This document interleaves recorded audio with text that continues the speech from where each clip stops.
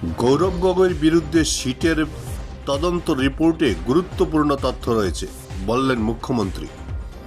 প্রদেশ কংগ্রেস সভাপতি গৌরব গগৈর বিরুদ্ধে পাকিস্তান কানেকশনের অভিযোগে সিটের তদন্ত প্রতিবেদনে 90টি পৃষ্ঠায় অনেক গুরুত্বপূর্ণ তথ্য রয়েছে। গতকাল সংবাদ মাধ্যমে এমন মন্তব্য করেন মুখ্যমন্ত্রী হিমন্ত বিশ্ব শর্মা। তদন্ত প্রতিবেদনের তথ্য সংবাদ মাধ্যমে তুলে ধরা হবে এবং আইনের মাধ্যমে ব্যবস্থা নেওয়া হবে বলেও মুখ্যমন্ত্রী জানান। তাছাড়া তাড়াহুড়ো করে কোনো কিছুই করতে চায় না সরকার। এই স্পর্শকাতর বিষয় নিয়ে আইনি পথে সরকার হাঁটবে বলে মুখ্যমন্ত্রী মন্তব্য করেন। Bureau report, Barak vision.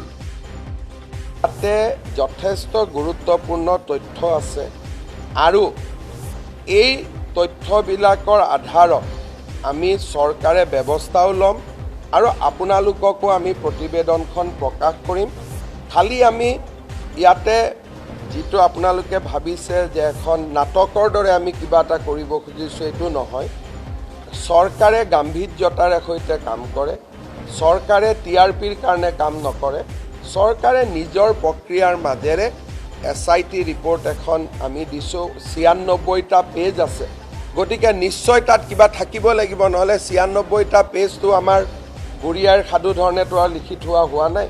গতিকে 96 পেজৰ এখন ৰিপৰ্ট হ'লে তাৰ গাম্ভীৰ্যতাটো আপোনালোকে নিজে বুজিব লাগিব।